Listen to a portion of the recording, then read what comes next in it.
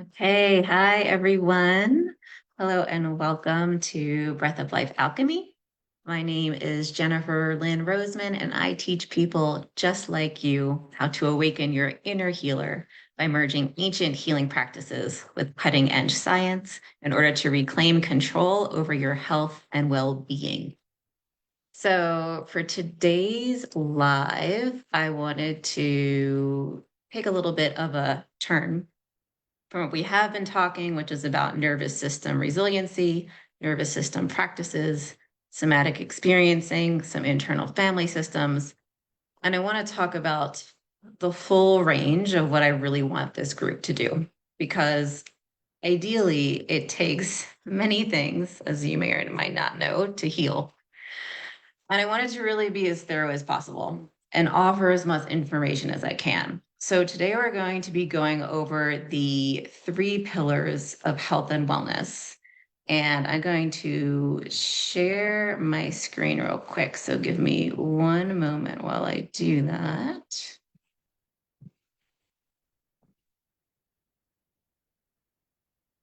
Okay, so you will soon be seeing a little image of a diagram that has the three pillars of health and wellness on there.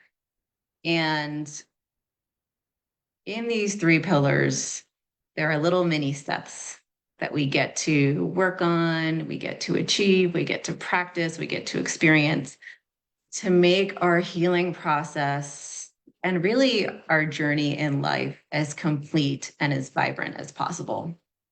And so you'll notice that this pyramid has three sections on it. The bottom period is the foundational base, which is all about the physical, right? Like our bodies, our physical temples, and how we take care of ourselves. So it's all about self care. And so, as you can imagine, this is pretty foundational, right? So, as we know, even if we just talk about it from a nervous system perspective, that our self care is really important.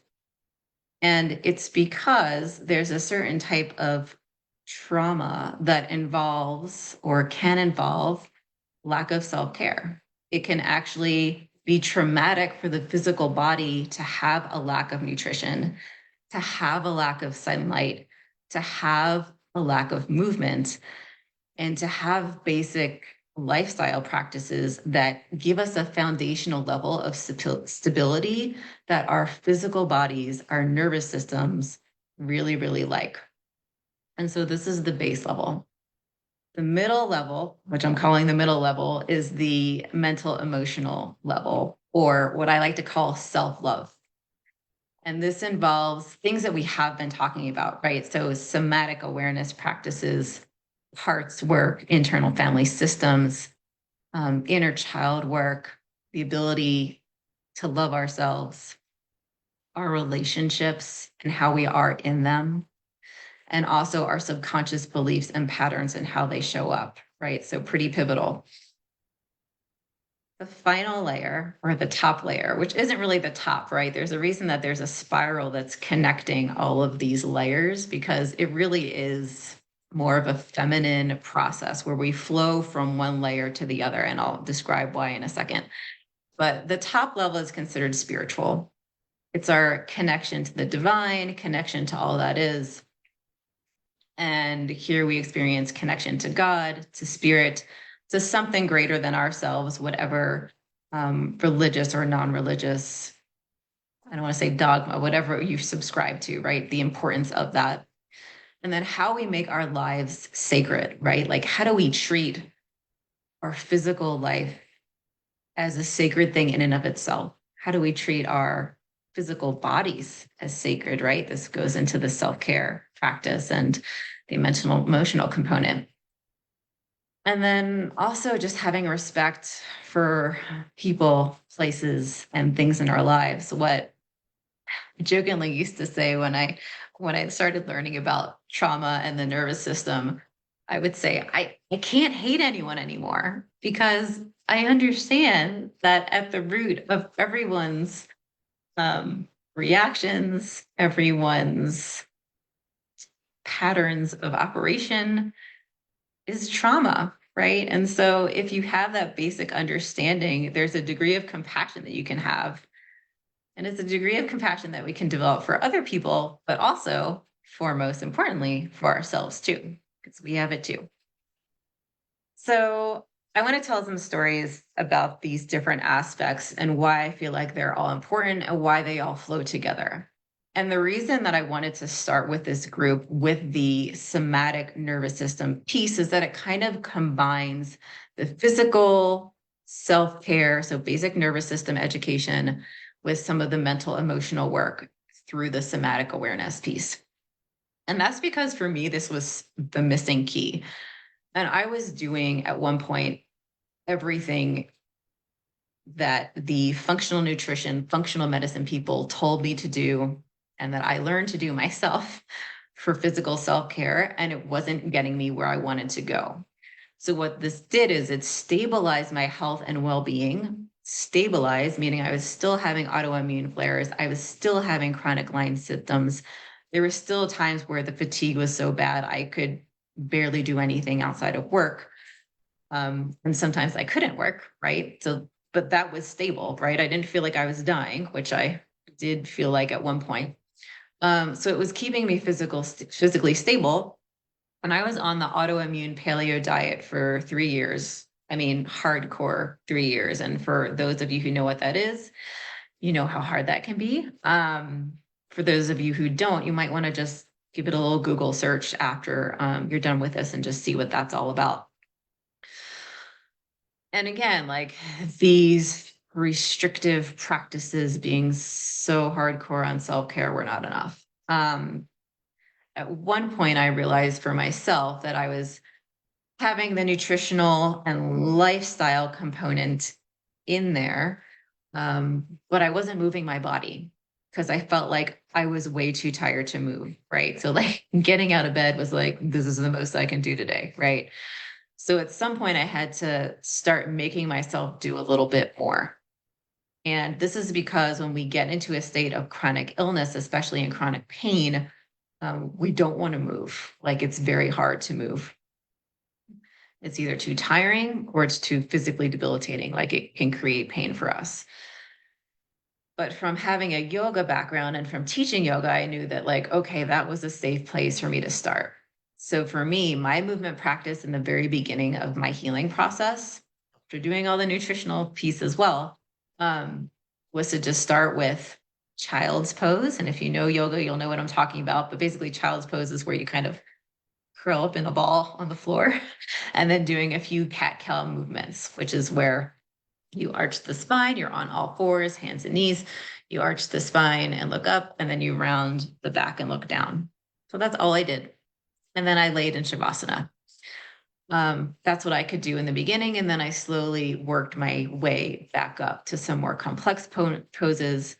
Later on, I discovered, for example, if you have adrenal fatigue, which is very common if you have chronic fatigue symptoms and or fatigue associated with autoimmune, that weightlifting is actually one of the best things you can do for the adrenals. So more recently, I actually got back into weightlifting, and this is in the past year or so, and just loving that. And I started off really, really light. Sometimes I just did my own body weight, and then I added 3 pounds, and then I added 5 pounds, and now I'm up to 10, 15, 20 pounds.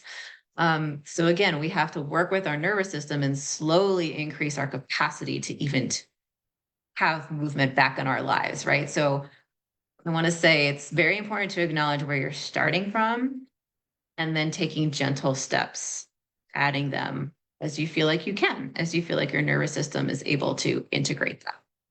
So I wanted to just talk about that physical self-care piece for a second and how, again, like it wasn't really enough for me. I also really want to recognize that making some of these changes is super, super hard. And it's hard because of the mental emotional aspect, right? So, number two, that's in this graph. And I found for a lot of people, the nutrition dietary changes are the most complicated for them to adhere to. And, I think about this. I'm an acupuncturist. I've been doing that for a while. And there are certain symptoms that we have where we we really have to stop doing things for a long time, sometimes, at least for a few months. And one of those things can be alcohol. I work with people that not only have nervous system dysregulation, but some of their chronic illness patterns also involve nerve issues, right? So you can think about multiple sclerosis. You can think about, um, oh, what's it called? My mind's blanking here. It's when neuropathy. Whew, thank you. Neuropathy. It could be neuropathy. It could be pinched nerves, right? And so when you drink alcohol, alcohol literally is a nerve disruptor. That's one of the things that it does. So if you want to heal your nerves and you have a nerve issue, you should not be drinking alcohol. You can get to a point where you heal yourself enough where you can maybe indulge occasionally, but not often. So that's, again, really important to know. However, if you have a nervous system that is used to using alcohol to calm itself down, that will be really, really hard for you to do, right? Which is why sometimes we need to include this nervous system education work and the somatic awareness of work. So in our physical self-care changes, so that we can actually make the decisions that are right for us. Okay. So, right. So a lot of times we know that we shouldn't be drinking alcohol. We shouldn't be eating ice cream at like 11 p.m. at night. Right. But we do it anyway because our nervous systems are so geared up and we're looking for ways to calm down. And that's the only thing that we know. And so until we unwind these patterns and give ourselves some more mental, emotional, nervous system stability and understand why we're engaging in these activities, again, like the nutrition piece, the movement piece, et cetera, can be really, really hard for us to start doing. So that's why it's important to flow in between these different levels. And then for the spiritual work, gosh, so this was probably the hardest one for me. And I think when you have chronic illness and you are so sick that life almost feels devastating. Life in itself feels really hard to live. And I say that I'm getting some emotion behind that, right? Because I so remember what that feels like.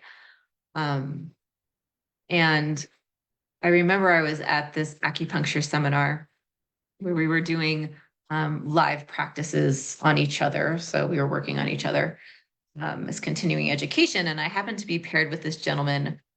Oh my gosh, he was old school. I mean, he had been practicing acupuncture for 30 years. And I remember he said to me, you know, if I can make someone cry, I know that my treatment was successful.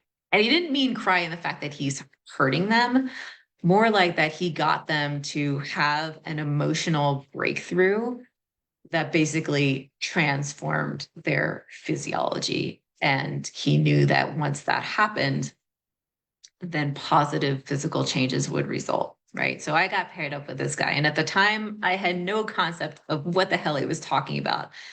From my standpoint, I was like, this guy's an asshole. He wants to make people cry. How terrible. Right. And then what's he going to do with me? Yeah, he made me cry. Long story short, I'll get into details. But so we were paired up and he was working on me doing a particular set of points on the liver. The liver in Chinese medicine emotionally is more associated with frustration and anger. It does tie in with the nervous system though. And he was doing these series of points. And I could tell that he was intuitively like reading my system as he was feeling these acupuncture points. And he is about to needle a point on me. And all of a sudden he stops and he looks at me and he's like, you know what your problem is? You've lost your connection to spirit. You don't believe in God. And I started I mean, I just like burst into tears at that point. I just started crying. And at that point, I didn't usually cry. Because I knew what he was saying was true. And it was like he hit me in the face with what was really true. And I had no connection to God. I had no connection to something greater than myself. I had no connection to really the universe. And again, that was because my symptomatology and chronic illness symptoms were so bad that, yeah, I was like, F you to God, really. Like internally, I felt that. Like, how dare you make me so sick? How dare you make me feel this way? Right. There was a very large victim um, program that I was running. And I blamed God for it in part. I don't think I consciously knew it until he said that. Um, and again, I knew he was right. And I didn't know what to do about it at the time. Um, but I knew loss of spiritual connection is really common when you're in a nervous system state of freeze. My system, again, often when you have chronic fatigue, chronic illness, it's safer to go into shutdown, to not feel, to not connect with anything because the physical symptoms are so extreme in your body, right? But this also impacts your mind and your spirit. And it really wasn't until starting to work with psychedelic medicine for me that I started to regain this spiritual connection to something greater than myself. And, I know that psychedelic medicine isn't listed as a part of this, but it is something that I've been trained in and can speak to, and that I do feel can be very important for some people to help motivate and create change and big neurological paradigm shifts so that, again, you can work with all of these three layers thoroughly. It's not necessary. For me, I really feel like it was. And I still use that medicine occasionally when I feel really stuck or in very challenging positions that the somatic awareness work, et cetera, isn't doing isn't doing enough, because that's sometimes possible. So that's my story about that.